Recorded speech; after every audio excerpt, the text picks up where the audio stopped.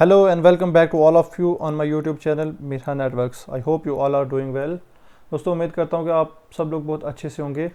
आज मैं आपके लिए एक नया वीडियो ले आया हूँ एक नए कंटेंट के साथ। CSC के रिलेटेड ही जो भी VLEs BF हैं या BC हैं, बैंक कॉरस्पॉन्डेंट या bank facilitator through HDFC bank, उनको HDFC बैंक की सर्विसेज कैसे अपने कस्टमर्स से को डिलीवर करनी है, क्या क्या उसमें आपको कितना कमीशन मिलेगा, कितना बेनिफिट होगा। क्योंकि जिन ने रैप सर्टिफाइड VLEs हैं उनको बैंकिंग की सर्विस CSC के द्वारा दी जा रही है, तो उसको अच्छे से यूज़ कैसे किया जाता है, मैं 3-4 टिप्स आपको अच्छे से दूंगा जिससे आप अपने कस्टमर्स को अच्छे से अट्रैक्ट कर पाएंगे और उनको अच्छे से फुल सर्विस डिलीवर कर पाएंगे। आपका भी बेनिफिट होगा, तो उनको सर्विस जो है वो डोर स्टेप्स पे मिलेगी अच्छे बैंकिंग से, जैसे HDFC बैंक हो गया, ICICI हो गया, एक्सिस बैंक हो गया, और साथ में 2 व्हीलर्स का लोन, 4 व्हीलर्स के लिए लोन, प्लस जो हमारे जो कमर्शियल डोमेस्टिक प्रोडक्ट्स हैं, एग्रीकल्चर के रिलेटेड जितनी भी चीज़ें आ रही हैं, तो इस सब चीज़ों में बैंक प्रोवाइड कर रहा है। बैंक डोर टू डोर जा रहा है, गांव-गांव में जा रहा है। तो ये सारी गवर्नमेंट ऑफ इंडिया की जितनी भी ये लाइक ई सर्विसेज के रिलेटेड सारी इसके अंदर आ रही हैं, CSC उसको गांव-गांव तक पहुंचा रहा है। बहुत अच्छा काम चल रहा है। अभी CSC जो है नेक्स्ट लेवल की परफॉर्मेंस दे रही है, तो बहुत अच्छे से काम चल रहा है। तो चलते हैं हम सीधा बैंकिंग सर्विस। बाकी सब आप लोग को ऑलमोस्ट सब कुछ पता ही होगा, तो ज़्यादा कुछ ना बोलते हुए मैं सीधा पॉइंट पे आता हूँ। बैंकिंग की सर्विस के रिलेटेड हम बात करेंगे आज। काफ़ी ऐसे से मैंने वीडियो नहीं डाला, आज मैंने सोचा ये सर्विस बहुत अच्छे से, कुछ शायद VLEs को अच्छे से समझ नहीं आ रही, तो उनके लिए मैं डिटेल एक डिस्कस करता हूँ। मेरी यही कोशिश रहती है कि बेसिक स्टेप्स तक जाऊँ, हर एक को एक बिल्कुल बेसिक प्रोसीजर बताऊँ कैसे करेंगे वो, तो सोचा कि अच्छे से वो डिलीवर कर पाएँ। कुछ VLEs क्या होते हैं कि रैप सर्टिफाई हो जाते हैं, फिर जब उनके पास कस्टमर आते हैं तो वो अच्छे से उनको क्या होता है कि उनको अच्छे से डिलीवर नहीं कर पाते, अच्छे से समझा नहीं पाते जो भी पॉइंट्स होते हैं बैंकिंग। तो जो कस्टमर होता है वो सोचते हैं कि इनको कुछ पता नहीं है, तो उसके रिलेटेड फिर वो चीज़ रहती नहीं है, मतलब उनकी फिर मार्केट ख़राब होती है। तो ये तो हमारी रोज़गार जो भी VLEs हैं सबका रोज़गार इसी से चलता है। तो अगर अच्छे से सर्विस आप दिन में आराम से 5-6 हज़ार रुपये कमा लेंगे अगर सारी सर्विस अच्छे से देंगे। बैंकिंग के साथ भी अगर चाहे मतलब ज़्यादा कमीशन नहीं है, बट हर एक सर्विस से अगर आपको 150, 200, 500 बच रहा है, जैसे इंश्योरेंस हो गया, जैसे बैंकिंग की हो गई, तो सबसे अच्छी से कमाई हो रही है। तो मैंने इंश्योरेंस पे ऑलरेडी वीडियोस बनाई हैं कि क्या क्या है, बट उसके लिए मैं आपको एक और वीडियो बनाऊंगा, उस पर मैं आपको कुछ 5 टिप्स दूंगा जिससे आप अच्छे से सर्विस दे पाएंगे, तो कोई भी प्रॉब्लम नहीं होगी, कोई दिक्कत नहीं होगा। हम सीधा मुद्दे पे चलते हैं। इसको रिफ़्रेश करेंगे, सीधा हम CSC पोर्टल पे आ गए हैं। अब इसको सीधा रिफ़्रेश करते हैं। बैंकिंग की सर्विस आज मैं आपको दिखाऊँगा कि HDFC बैंक से आप किसी भी कस्टमर का अकाउंट कैसे खोल सकते हैं। अब इसमें भी बहुत सारी क्या है सर्विसेज आ गई हैं, जैसे करंट अकाउंट आ गया, सेविंग अकाउंट आ गया, सैलरी अकाउंट आ गए। ये जिनके पास अभी बैंक की सर्विस आई नहीं है, तो वो उनके लिए भी है कि वो अच्छे से अप्लाई कर लें इनकी सर्विस अपने पोर्टल पे जाके। तो ये उनके लिए भी एक ट्यूटोरियल वीडियो आप अच्छे से देख के समझ सकते हैं क्या क्या इसमें।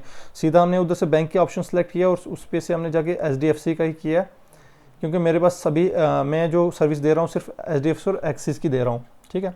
अब इस पर देख लो, ये आपके स्क्रीन के ऊपर दिख रहा होगा कितने तरह के अकाउंट जो हमें ऑथराइज किया गया है HDFC के द्वारा कि आप कौन कौन सा अकाउंट खोल सकते हैं। वीडियो अच्छे से देखना, माइन्यूटली देखना और अच्छे से समझना, बिल्कुल बेसिक बताऊंगा मैं, ठीक है। सबसे पहले इंस्टेंट अकाउंट भी सेविंग अकाउंट, सिंपल उसको इंस्टेंट अकाउंट ही बोलते हैं, ठीक है। उसके बाद सेविंग और इंस्टेंट एक जैसे होते हैं। तो इंस्टेंट अकाउंट करंट अकाउंट हो गया, जिसमें आपको थोड़ी सी जो कस्टमर की है वो डेली की लिमिट ज़्यादा हो जाती है, 1 लाख रुपये 2 लाख रुपये तक होती है। तो सेविंग अकाउंट की वही होती है 50,000 60,000। अब सेविंग अकाउंट में भी अलग अलग टाइप के अकाउंट है, प्रीमियम है, बेसिक है, फार्मर अकाउंट है, 3, ठीक है। प्रीमियम में तो 2-3 लाख तक जाती है लिमिट, बट जो हमारे गाँव में जो भी आपने ये बैंक की सर्विस देनी है वो फार्मर अकाउंट की देनी, क्योंकि उसकी जो एवरेज मंथली बैलेंस होता है वो 2500 रखना होता है, उससे बिलो होता है, ठीक है। तो अगर आप प्रीमियम अकाउंट में जाओगे तो 5,000 to 10,000 आपको मंथली उसमें मेंटेन रखना होता है। तो अगर नहीं रखोगे तो नेगेटिव चार्जेस आएंगे, तो ये सही नहीं है। क्योंकि HDFC बैंक की सर्विसेज बहुत अच्छी हैं। प्राइवेट सेक्टर में जाएंगे, अगर कोई शॉपिंग करते हैं ऑनलाइन साइट पे, मोस्टली लोग आजकल ऑनलाइन शॉपिंग कर रहे हैं, तो उस पर इनके बहुत सारे ऑफर आते रहते हैं, तभी ये लोग इन बैंकों में अकाउंट खोलते हैं। तो बहुत अच्छे ऑफर आ रहे हैं। तो जो लोग जैसे VLEs हैं, कुछ स्मॉल एंटरप्रेन्योर्स हैं, उनके लिए बहुत अच्छा है। अगर आप प्राइवेट स्कूल में, किसी आपके आसपास कोई स्कूल है, उनके पास जाके आप ये सैलरी अकाउंट खोल सकते हैं, उनके स्कूल का अकाउंट खोल सकते हैं। तो सिंपल सी बात है, जो आप इंस्टेंट और सेविंग अकाउंट खोलेंगे इंडिविजुअल का खोलेंगे, और करंट अकाउंट भी इंडिविजुअल का खोलेंगे, एक बंदे का, ठीक है। आप सेविंग मीनिंग, जैसे मैंने आपको बताया था कि इसमें अलग अलग टाइप के सेविंग मिनी अकाउंट्स हैं। उसके बाद फार्मर अकाउंट। अब ये जो साइड पे है ये कमीशन है, राइट साइड पे मेरे कर्सर को देखते रहें तो लेफ्ट साइड में अकाउंट्स हैं। अब इनकी जो है मंथली एवरेज बजट सब कुछ बता रहा है, ठीक है। अब एफडी आप 40,000 से 4 लाख तक कर सकते हैं। टू व्हीलर का लोन जो है आप 70,000 से लेके अब उसकी एक्सपेक्टेड अप टू मिनिमम 70,000 का और मैक्सिमम 2-2.5 लाख तक का कर सकते हैं आप, ठीक है। पर्सनल बिजनेस लोन कर सकते हैं मिनिमम 50,000 से लेके मैक्सिमम जितना वो लेना चाहें, जितनी बैंक की लिमिट होगी आगे वो बैंक आपको बता देगा। उसके बाद उसको क्या बोलते हैं, कैश ऑन लोन, ठीक है। होम लोन दे सकते हैं मिनिमम 6 लाख से मैक्सिमम जितना भी आप दे सकते हैं। उसके बाद गोल्ड लोन कमर्शियल व्हीकल्स के लिए, ठीक है। कोई अगर ट्रक लेना चाहता है, डंपर लेना चाहता है, ट्रैक्टर लेना चाहता है, कुछ ऐसे भी होते हैं पर्सनल व्हीकल्स के लिए भी हैं, ठीक है। उसके बाद क्रेडिट कार्ड और पीएम की जो आजकल जो अलग अलग तरह की स्कीम्स आ रही हैं उस पर लास्ट जो स्वनिधि स्कीम है उसके पे अकाउंट खोल सकते हैं। अब जो जनधन योजना के तहत जो अकाउंट खोले थे उनकी ड्रॉबैक्स ये है कि आप डेली की लिमिट आपकी 10,000 ही रहती है। 10,000 से ज़्यादा ना आप डिपॉजिट करा सकते हो, ना ही 10,000 से ज़्यादा आप विड्रॉ करा सकते हैं किसी भी एटीएम पे। उस पर आपको मिनिमम 0 ही मेंटेन करना पड़ता है, तो उसमें कोई चार्जेस नहीं है। आपके ट्रांजैक्शन चार्जेस शायद मैक्सिमम बैंक जो आपको महीने की एटीएम विड्रॉल लिमिट्स हैं वो सिर्फ 3 है उस पर, तो उसके बाद अगर जाएंगे तो आपको चार्जेस पड़ेंगे, अदरवाइज वो टोटली फ्री है। बट उसकी एक ड्रॉबैक है कि उस पर लिमिट है, ठीक है। 10,000 से ज़्यादा ना आप डिपॉजिट कर सकते हो ना ही विड्रॉ कर सकते। डिपॉजिट मीन्स जमा नहीं करा सकते और विड्रॉल मीन्स पैसा बैंक से निकाल नहीं सकते, आइदर एटीएम से या बैंक थ्रू जो आप विड्रॉल स्लिप से किसी से भी निकाल सकते। ये अलग अलग टाइप के इसके अकाउंट है, ठीक है। अब जो वीएलडी है उसको अगर सिंपल अकाउंट खोलता है उसको एक अकाउंट खोलने का 200 रुपया मिलेगा कमीशन, ठीक है। करंट अकाउंट खोलने का जो इंडिविजुअल 200, करंट अकाउंट अगर खोलता है तो 400 रुपया, ठीक है। जो राइट मेरे कर्सर को देखते रहे, वो जो सेविंग अकाउंट खोलेगा तो उस पर जो सिंपल सेविंग अकाउंट इंस्टा 240 रुपये मिलेंगे उसको, ठीक। अब गवर्नमेंट इंस्टेंट अकाउंट किसी का खोलते गवर्नमेंट एम्प्लॉई का, उस पर अगर वो सैलरी लेना चाहता है तो उसको 600 रुपये कमीशन मिलेगा, किसको, वीएलडी को, ठीक है। सैलरी अकाउंट किसी प्राइवेट इंस्टीट्यूशन खोलते तो 240 रुपये। एफडीज मिनिमम 40,000 से करते हो तो अगर 40,000 पे आप करोगे तो कितनी होगी आपको 256 रुपये आपको मिलेगा इसका कमीशन। अगर उससे फर्दर आप बढ़ते हो 5 लाख की 10 लाख की तो इसकी अकॉर्डिंगली कैलकुलेट करके आपको अपना जो कमीशन मिल जाएगा। और ऑटो का लोन अगर आप करते हो 4 लाख का, ठीक है, ऑटो लोन, तो आपको मिलता है इस पर आपको 2,000 रुपये लगभग 2,000 रुपये तक का कमीशन, ठीक है। अगर उसके बियॉन्ड जाते हो तो आपको इसके अकॉर्डिंगली कैलकुलेशन करके आपको आराम से इसका मिल जाता है। और टू व्हीलर के लिए 70,000 तक का 1,100 रुपये कमीशन है। उसके ऊपर आप चढ़ते, क्योंकि आजकल मोस्टली जो यंगस्टर्स हैं हमारे उनका स्पोर्ट्स बाइक का काफ़ी शौक होता है तो वो करते हैं 2.5 लाख 3-3 लाख 10 लाख की बाइक्स लेते हैं, तो उस पर इसके अकॉर्डिंगली आपका कमीशन, अगर कोई जैसे 70,000 पे 1,100 रुपये कमीशन है, तो अगर 1,40,000 का बाइक होगा तो इसको डबल मल्टीप्लाई बाई 2 कर दो तो 22-24 रुपये मिल जाएगा। अगर आपको 2.5 लाख KTM की बाइक लेता है, कोई बुलेट लेता है तो उस पर भी अच्छा कमीशन आपको मिल जाएगा, ठीक है। उसके बाद पर्सनल लोन, बिजनेस के लिए लोन जो मिलता है उस पर मिनिमम 50,000 से 50,000 पे आपको कितना है 500 रुपये कमीशन, 480 रुपये ऑलमोस्ट 500।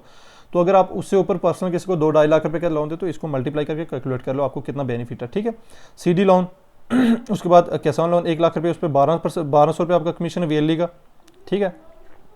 वीएलडी का कमीशन वीएलडी को बैंक देगा, ना कि कस्टमर से लेना है, ठीक है। कस्टमर को कोई लॉस नहीं है इसमें, कस्टमर को तो बैंक मिले, वीएलडी अपने जो काम कर रहा है उसके लिए बैंक उसको कमीशन दे रहा है। इसका ये आप ध्यान रख लें, अगर कस्टमर कोई वीडियो मेरी देख रहा है आपको कोई लॉस नहीं है, कोई कमीशन आपसे आपके किसी पैसे एक मतलब आधे पैसे का कमीशन वीएलडी को नहीं जाएगा, उसको देगी गवर्नमेंट ऑफ इंडिया प्लस जो बैंक देगा उसको लोन, वो अपनी सर्विस, क्योंकि दोनों का कोलैबोरेशन है, ठीक है। आपका लॉस कोई नहीं है, सिर्फ वीएलडीज को कमीशन अलग से मिलेगा, आपको डोर स्टेप पे जाके इसकी सर्विस मिल जाएगी, आपको बैंक की जाने की जरूरत नहीं, वीएलडीज के थ्रू ही आपको लोन अप्रूव हो जाएगा, ठीक है।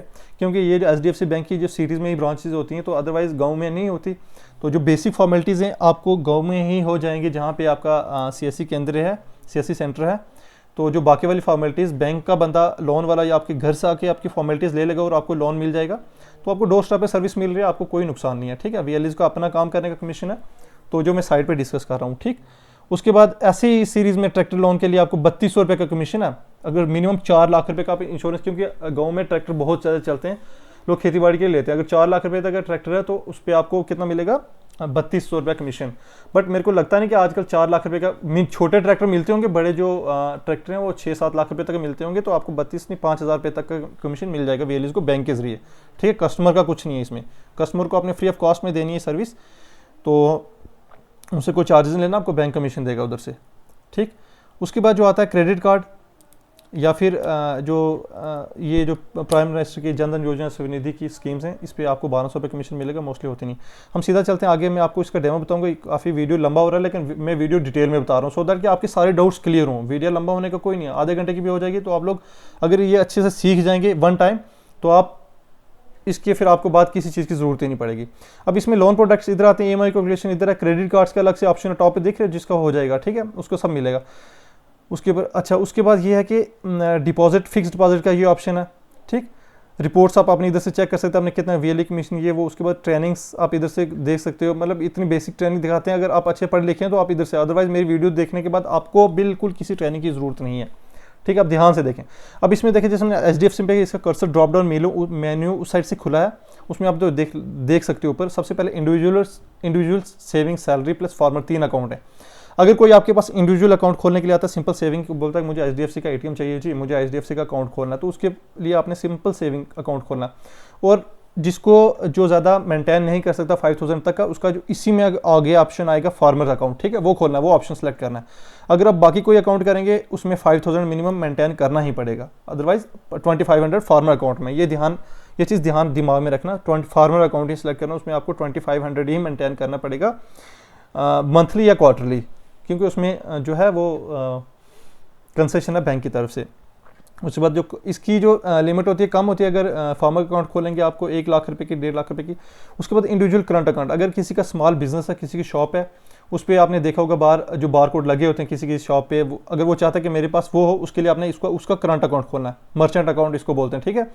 तो जब वो ये अकाउंट खोलेगा, इसमें उसको बैंक की तरफ से घर, उसके बाई पोस्ट उसके घर पे आ जाएगा, जो बारकोड रीडर होता है, पूरी ऐसी प्लेट से बनी होती है, साथ में पैम्फलेट्स आते हैं, 2-3 स्टिकर आते हैं, वो अपनी शॉप पे लगा सकता है। तो ईजिली आराम से वो UPI के ज़रिए पैसे अपने अकाउंट में, मतलब जैसे कस्टमर सीधा उसके स्कैन करके तो सीधा उसके अकाउंट में डाल देंगे, मतलब जो उसके बीच मोबिलिटी होती है वो ईजी हो जाती है। कैश का कोई प्लास्टिक मनी ही यूज़ होते हैं, तो वो स्कैन करके जो कस्टमर जो शॉप वाला होगा कस्टमर से पैसे ले सकता है, अपने शॉप पे लगा देगा। जैसे आपने देखा होंगे आजकल फास्ट फूड की दुकान पे या फिर रेस्टोरेंट्स में या फिर बड़े बड़े मॉल्स में वो लगा होता है, तो कोई ATM की भी ज़रूरत नहीं पड़ती। अपने गूगल पे से या UPI से आप वो जो बारकोड होता है वो स्कैन करके तो उस आराम से आप पेमेंट कर सकते हैं। अगर ये वीडियो कस्टमर देख रहे हैं, तो अगर आप देख रहे हो कोई VLE देख रहे हैं या कोई स्मॉल मर्चेंट जो अपनी दुकान के ऊपर लगाना चाहते हो, तो बहुत अच्छा है। इस पर आपको कैशबैक भी आते रहेगा, जितनी ज़्यादा ट्रांजेक्शन करोगे उतनी बैंक की तरफ से आपको ऑफर आते रहेंगे, आपको क्रेडिट कार्ड मिलता रहेगा, आपको मतलब अकाउंट की लिमिट बढ़ेगी, और आपको अलग अलग तरह के जितने आप ज़्यादा ट्रांजैक्शन करेंगे आप इसको बैंक आपको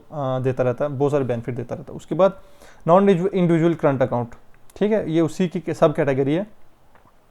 तो जिसमें नॉन इंडिविजुअल हो गया, मतलब एक से ज़्यादा बंदे जिसमें होंगे, जॉइंट अकाउंट जिसको बोलते हैं, ठीक है। अगर जॉइंट किसी का करंट खोलना तो ये नॉन इंडिविजुअल।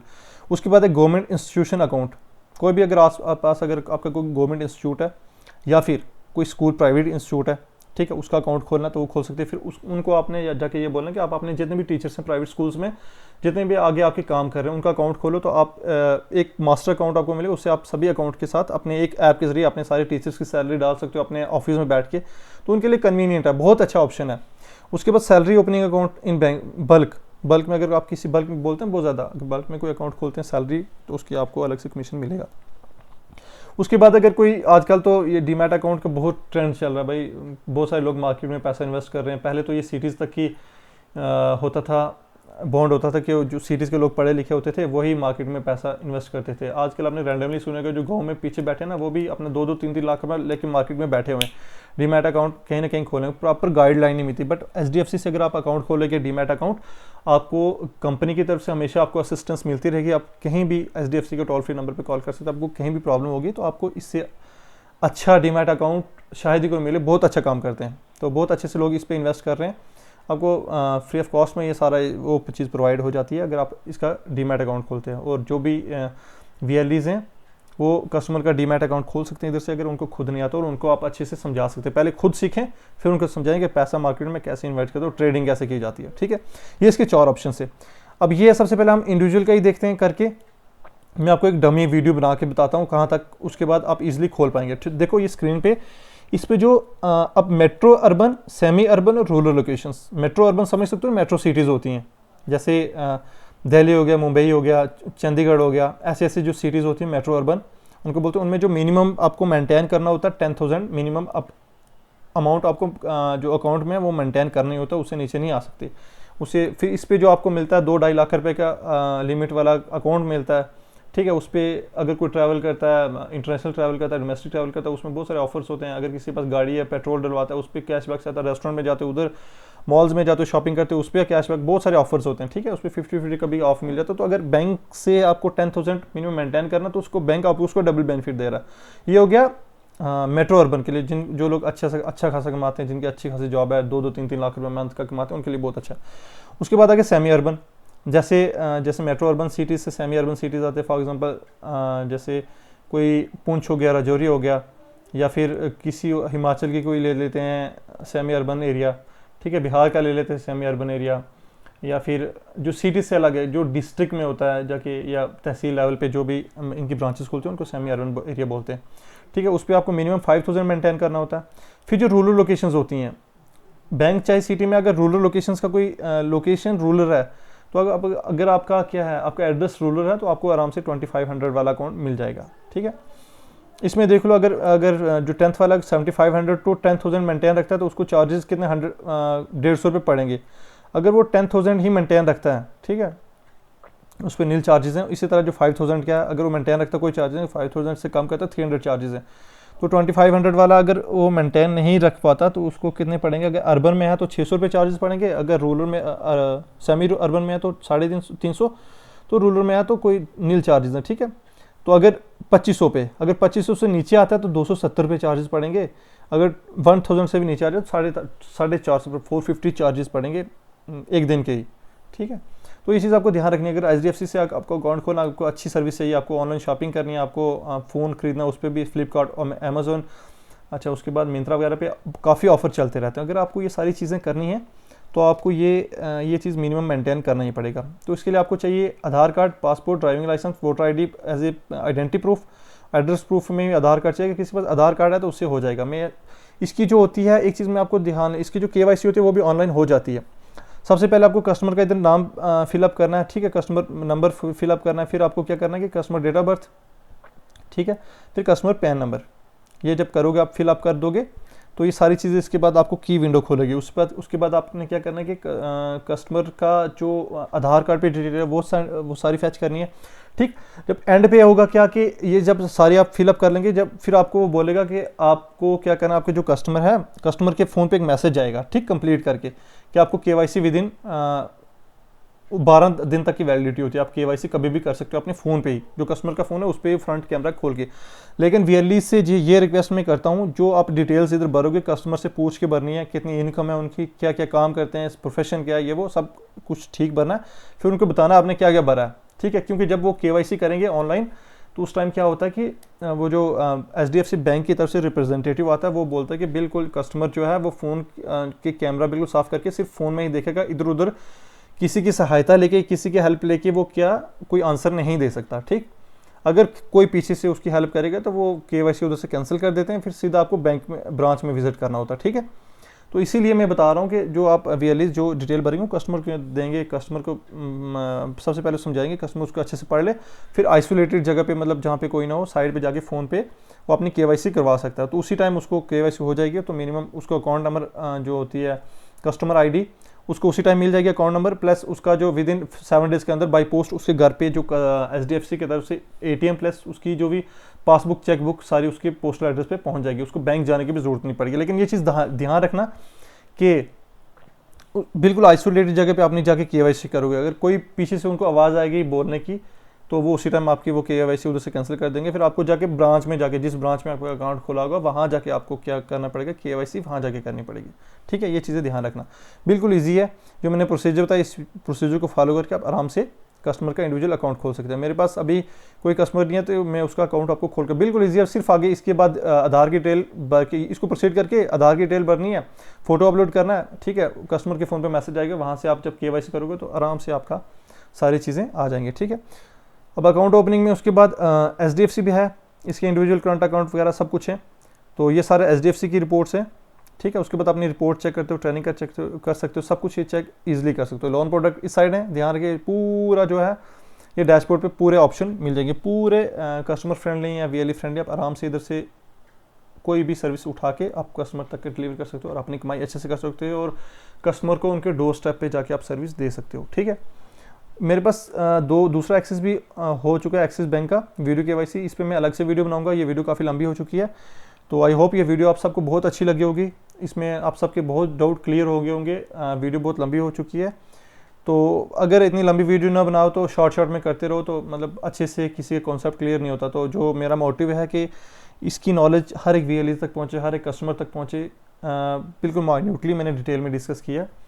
तो आई होप आपको वीडियो बहुत अच्छा लगा होगा। अगर कुछ भी मैंने गलत वगैरह कुछ ऐसा कुछ हुआ तो please I am really sorry. अगर आपको वीडियो लंबा लगे तो वीडियो को लाइक ज़रूर कर देना, वीडियो को शेयर ज़रूर कर देना और चैनल को सब्सक्राइब करना ना भूलें, क्योंकि आप सबकी जो प्यार मिलता है, हेल्प मिलती है, उसकी वजह से हमारा जो है कॉन्फिडेंस बढ़ता है। तो हम अच्छी अच्छी क्रिएटिव वीडियो कंटेंट ला के लिए आपको डिटेल में आपके लिए लाते हैं। आपको सिर्फ क्या करना है कि लाइक करना है, शेयर करना है और सब्सक्राइब करना चैनल को। I will see you guys in the next video. Bye bye.